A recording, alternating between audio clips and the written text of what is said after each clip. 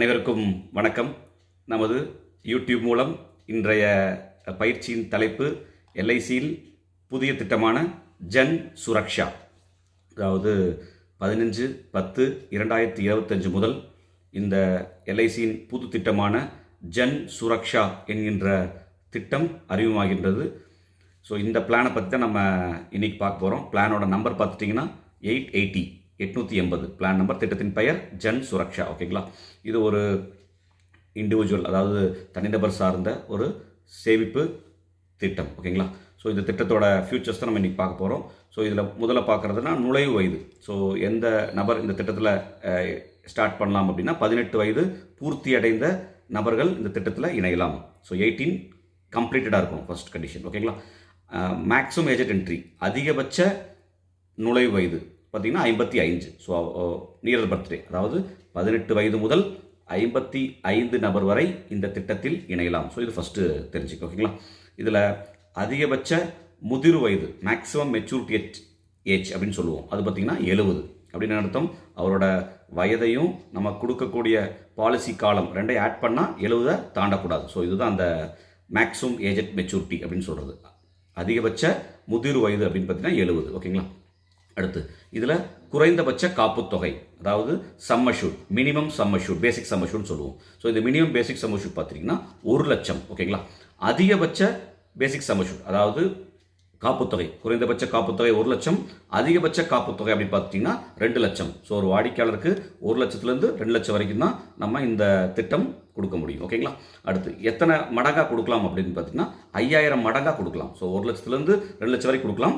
5000 மடங்காக, அதாவது 5000 மல்டிபிள்ஸாக நம்ம இந்த பாலிசி கொடுக்கலாம். ஓகேங்களா, இதில் பாலிசி காலம் அப்படின்னு பார்த்துட்டிங்கன்னா நம்ம தேர்வு செய்கிறதா. நம்ம எப்படி தேர்வு செய்யலாம் அப்படின்னா குறைந்தபட்சம் 12 ஆண்டுகள், அதிகபட்சம் 20 ஆண்டுகள். ஸோ இதுதான் பாலிசி டேர்ம். இந்த 12லேருந்து 20க்குள்ளே ஏதோ ஒரு டேர்மை அந்த வாடிக்கையாளர் சூஸ் பண்ணிக்கலாம். ஓகேங்களா, இது பாலிசி டேர்ம்.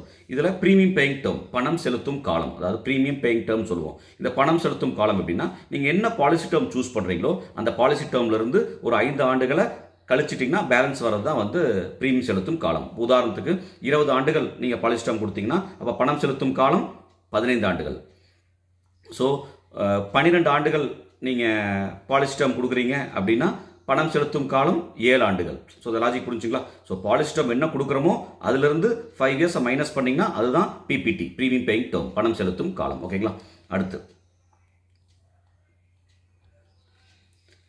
எப்போ இருந்து இந்த பாலிசியில் ரிஸ்க் கவரேஜ் ஸ்டார்ட் ஆகுது அப்படின்னு பார்த்துட்டிங்கன்னா, பாலிசி எடுத்ததுலேருந்தே ரிஸ்க் கவரேஜ் வந்து நமக்கு ஸ்டார்ட் ஆகுது. Date of commencement of risk அப்படின்னு சொல்லுவாங்க. ஸோ அது வந்து பாலிசி எடுத்ததுலேருந்தே நமக்கு இமீடியட்டாகவே ரிஸ்க் கவரேஜ் வந்து ஸ்டார்ட் ஆயிரும். ஓகேங்களா, ஸோ இதில் இறப்பு பயன் எப்படி தராங்க, இதில் டெத் பெனிஃபிட் எப்படி தராங்க அப்படின்னா some assured on death plus guarantee addition, accrued guarantee addition அப்படின்னு சொல்கிறாங்க. ஸோ இதுதான் வந்து டெத் பெனிஃபிட். ஒரு இறப்பு பயன் எப்படி தராங்க அப்படின்னா சம் அஷ்யூர்ட் ஆன் டெத், அது கூட அக்ரூடு கேரண்டி அடிஷன், இந்த ரெண்டையும் சேர்த்து தராங்க. ஓகேங்களா, இந்த சம் அஷ்யூர்ட் ஆன் டெத் அப்படிங்கிறது வேற ஒன்றும் இல்லைங்க, நீங்கள் செலுத்தக்கூடிய வருட பிரீமியத்திலிருந்து 7 மடங்கு, நீங்கள் செலுத்தக்கூடிய வருட பிரீமியத்திலிருந்து 7 மடங்கு, அல்லது பேசிக் சம் அஷ்யூர்ட், நீங்கள் செலக்ட் பண்ணிருக்க பேசிக் சம் அஷ்யூர்ட், இந்த ரெண்டில் எந்த தொகை அதிகமோ அந்த தொகை தான் சம் அஷ்யூர்ட் ஆன் டெத் அப்படின்னு சொல்கிறாங்க. ஓகேங்களா, ஸோ அடுத்து இந்த இறப்பு பயன் நீங்கள் மொத்த செலுத்தியிருக்கிற பிரீமியத்திலிருந்து 105% வந்து குறைவில்லாமல் நம்ம கொடுத்துருக்கணும். இது ஒரு கண்டிஷன் இருக்குது. ஓகேங்களா, அடுத்து முதிர்வு பயன். ஸோ இந்த முதிர்வு பயன் அப்படின்னா சம் அஷ்யூர்ட் ஆன் மெச்சூரிட்டி அப்படின்னு சொல்கிறாங்க, ப்ளஸ் அக்ரூடு கேரண்டி அடிஷன் அப்படின்னு சொல்கிறாங்க. ஓகேங்களா, so some assured on maturity அப்படிங்கிறது வேற ஒன்றும் இல்லைங்க, பேசிக் சம் அஷ்யூர்ட். நீங்கள் என்ன சம் அஷ்யூர்ட் கொடுத்துருக்கீங்களோ அதுதான் சம் அஷ்யூர்ட் ஆன் மெச்சூரிட்டி. அது கூட வந்து அந்த காலம், அந்த பாலிசி காலம் முழுவதும் ஒரு கேரண்டி அடிஷன் சேர்ந்துருக்கும் பார்த்தீங்களா, அந்த கேரண்டி அடிஷன் சேர்த்து தராங்க. ஸோ ரொம்ப சிம்பிளாக தெரிஞ்சுக்கணும்னா டெத் சம் அஷ்யூர்ட் அப்படிங்கிறது sum assured plus accrued guarantee addition, maturity benefit அப்படிங்கிறது sum assured plus accrued guarantee addition. So இதுதான் கான்செப்ட். ஸோ இதில் அந்த கேரண்டி அடிஷன் அப்படிங்கிறத எப்படி தராங்க அப்படின்னு பார்த்தீங்கன்னா ஒவ்வொரு ஆண்டு முடிவிலும் அந்த கேரண்டி அடிஷன் வந்து சேர்ந்துட்டே வரும். ஓகேங்களா, ஸோ இந்த பாலிசி காலம் முழுவதும் அந்த கேரண்டி அடிஷன் சேர்ந்துட்டு வரும். கேரண்டி அடிஷன் எவ்வளோ தராங்கன்னா, நீங்கள் செலுத்தக்கூடிய டோட்டல் ஆனுவல் ப்ரீமியம் அதுலேருந்து 4% வந்து கேரண்டி அடிஷனாக தராங்க. 4% of the total annualised premium. So இதுதான் வந்து கேரண்டி அடிஷனாக தராங்க. ஸோ இந்த பாயிண்ட் தெரிஞ்சுக்கங்க. ஓகேங்களா,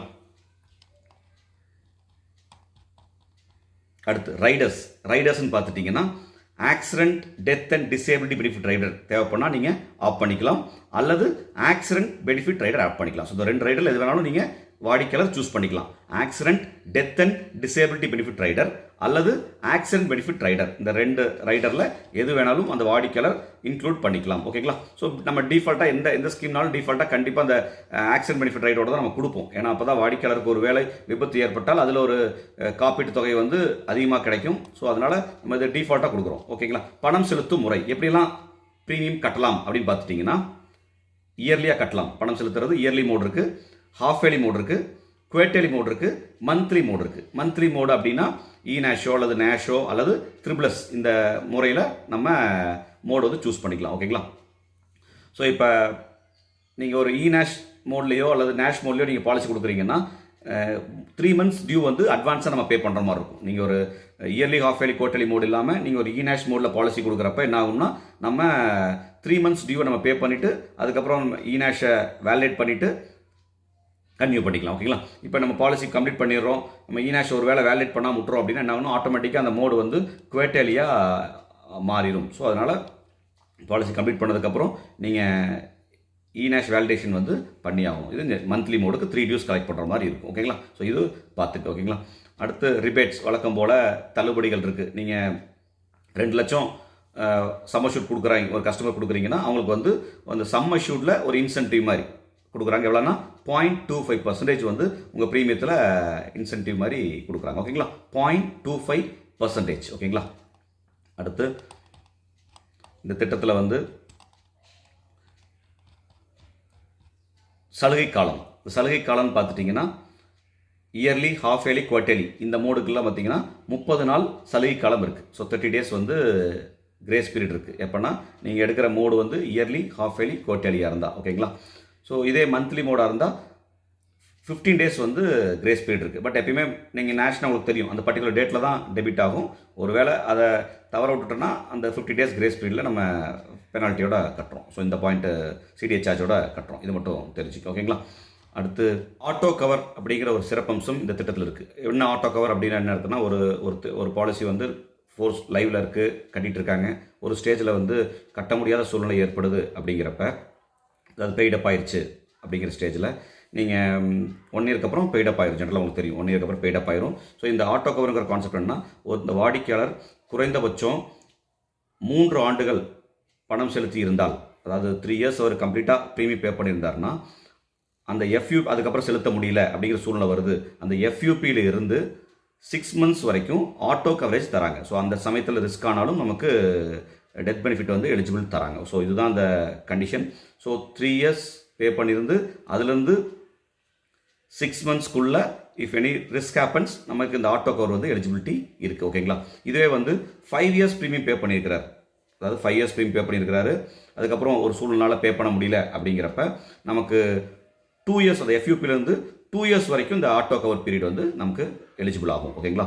ஸோ இந்த எஃப்யூபிலேருந்து 2 years வரைக்கும் கவரேஜ் ஆகும். ஸோ 3 years பே பண்ணியிருந்த கண்டிஷனுக்கு வந்து 6 monthsம், 5 yearsக்கு மேலே பே பண்ணியிருக்கிற கேஸ்க்கு வந்து 2 yearsம் ஆட்டோ கவரேஜ் வந்து உண்டு. ஸோ இது ஒரு சிறப்பம்சம். ஒரு வேளை பணம் செலுத்த முடியலன்னா இந்த மாதிரி ஒரு ஃபெசிலிட்டியும் இருக்குது, ஒரு ஆப்ஷன் இருக்குது. ஸோ இந்த திட்டத்தில் வந்து டேட்டிங் பேக் அப்படிங்கிறது கிடையாது. ஸோ டேட்டிங் பேக் அப்படிங்கிறது திட்டத்தில் கிடையாது. ஸோ பாலிசி என்னைக்கு போடுறோமோ அன்னையிலேருந்து தான் கவரேஜ் ஸ்டார்ட் ஆகும். நம்ம பாலிசியை வந்து டேட் பேக் பண்ணி கொண்டு போக முடியாது. வழக்கம் போல் லோன் சரண்டர் இதெல்லாமே எலிஜிபிலிட்டி இருக்குது, 1 yearக்கு அப்புறம் எலிஜிபிலிட்டி இருக்குது. ஸோ இந்த பாலிசி வந்து நம்ம ப்ரொபோசல் வந்து ஆஃப்லைனில், அதாவது பேப்பரில் கொடுத்து பாலிசி கம்ப்ளீட் பண்ணணும் அப்படின்னா அந்த சமயத்தில் வந்து இது வந்து ப்ரொபோசல் ஃபார்ம் வந்து தனியாக கொடுத்துருக்காங்க. ப்ரொபோசல் நம்பர் 505 அப்படின்னு சொல்லிட்டு அந்த ப்ரொபோசல் நம்பரில் ஃபில் பண்ணி தான் நம்ம இந்த பாலிசி வந்து கம்ப்ளீட் பண்ண முடியும். ப்ரொபோசல் நம்பர் 505 அதில் தான் கம்ப்ளீட் பண்ண முடியும். ஸோ இதுதான் இந்த திட்டத்தோட விஷயங்கள். ஸோ இதை ரொம்ப ஷார்ட்டாக சொல்லணும்னா இது ஒரு guarantee addition plan, auto cover இருக்கிற பிளான், ஷார்ட் டேர்ம், அதாவது பாலிசி டேர்ம் முழுவதும் நம்ம பணம் செலுத்த வேண்டாம், அது வந்து ஒரு 5 ஆண்டுகள் குறைவாக பணம் ப்ரீமியம் செலுத்தினா போதும். ஸோ இந்த மாதிரி சிறப்பம்சங்கள், மெடிக்கல் இதில் ஸ்பெஷலாக சொல்லணும்னா மெடிக்கலே இல்லாமல் பாலிசி தரலாம். வித்தவுட் மெடிக்கல், எந்த மெடிக்கலும் இல்லாமல் நம்ம 18 வயசுலேருந்து 55 வயது நபர் வரைக்கும் இந்த திட்டத்தில் இணையலாம். ஸோ 15/10/2025 முதல் இது நடைமுறைக்கு வருது. ஸோ இந்த திட்டத்தை பற்றி தெரிஞ்சுக்கங்க. வாடிக்கையாளருக்கு இதை கொண்டு போய் சேர்த்து நல்ல ஒரு வணிகம் செய்ய வேண்டும் என்று வாழ்த்தி இன்றைய பயிற்சியை நிறைவு செய்கிறேன். நன்றி, வணக்கம்.